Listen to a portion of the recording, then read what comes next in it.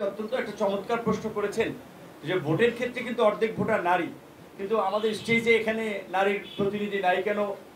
আসলে বাংলাদেশের আর্থ সামাজিক প্রেক্ষাপটে কিংবা বাংলাদেশের সমাজের বাস্তবতায় রাজনীতিতে নারীর প্রতিনিধিত্বটা খুবই কম। সব দলে দুটো বৃহৎ দলের দেখেন প্রধান দুই নেত্রী কিন্তু নারী।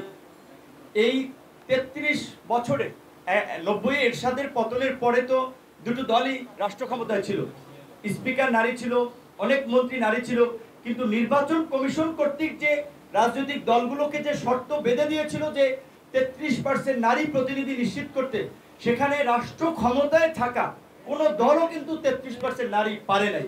আর যার ফলে আমাদের মতো রাইজিং দলের ক্ষেত্রেও একটু ডিফিকাল্ট।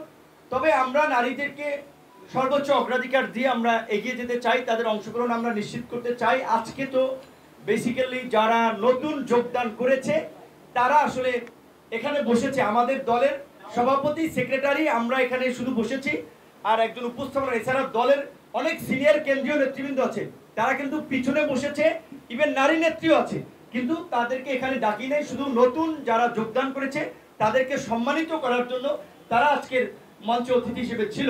এবং আপনারা দেখেছেন আজকেও কিন্তু একজন নারী আইনজীবী আমাদের দলে যোগদান করেছে। সুতরাং নারী বান্ধব পরিবেশ আমরা নিশ্চিত করতে চাই।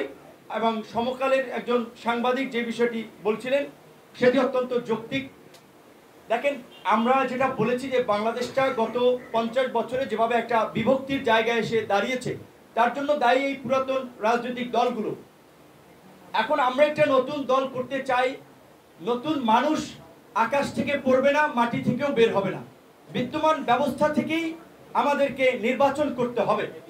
যাদের মধ্যে দেশপ্রেম আছে, মানবিক মূল্যবোধে গণ অধিকার পরিষদের রাজনীতি এবং এই পরিবর্তনের আকাঙ্ক্ষাকে ধারণ করে রাজনীতি করে, তাদেরকে নিয়ে আমরা আগামীর পথ চলতে চাই। কিন্তু কোনো গণহত্যাকারী কিংবা তার দোষর যারা এই মানবতা বিরোধী অপরাধে জড়িত ছিল তাদের জায়গা অবশ্যই হবে না। কিন্তু যারা নিরপরাধ মানুষ, কেউ কাউকে হয়তো জোর করে নির্বাচনে নিয়ে গিয়েছেন কিংবা কোন একটা দলে যোগদান করতে বাধ্য করিয়েছেন, তার প্রতিষ্ঠানের জন্য, তার পরিবারকে সেভ করার জন্য মামলা হামলার ভয় দেখিয়ে, সেটা একটা ভিন্ন বিষয়। আমাদের দলে যিনি যোগদান করেছেন সেই দলের বিতর্কিত অবস্থানের কারণেই তিনি আপনার কার্যত সেই দল ত্যাগ করেছেন, এবং তিনি আমাদের এই ছাত্র আন্দোলনের সাথে 2018 সাল থেকেই ছিলেন।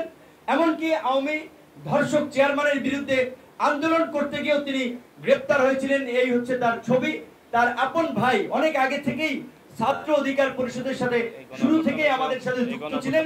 তিনি আসলে আমাদের সাথে শুরু থেকেই যুক্ত হতেন, কিন্তু তিনি বলছিলেন যে ভাই, দলটা আপনারা একটু শক্তিশালী করলেই আমি আপনাদের সাথে, তার সাথে আমাদের সংযোগটা আসলে পুরানোই। ধন্যবাদ।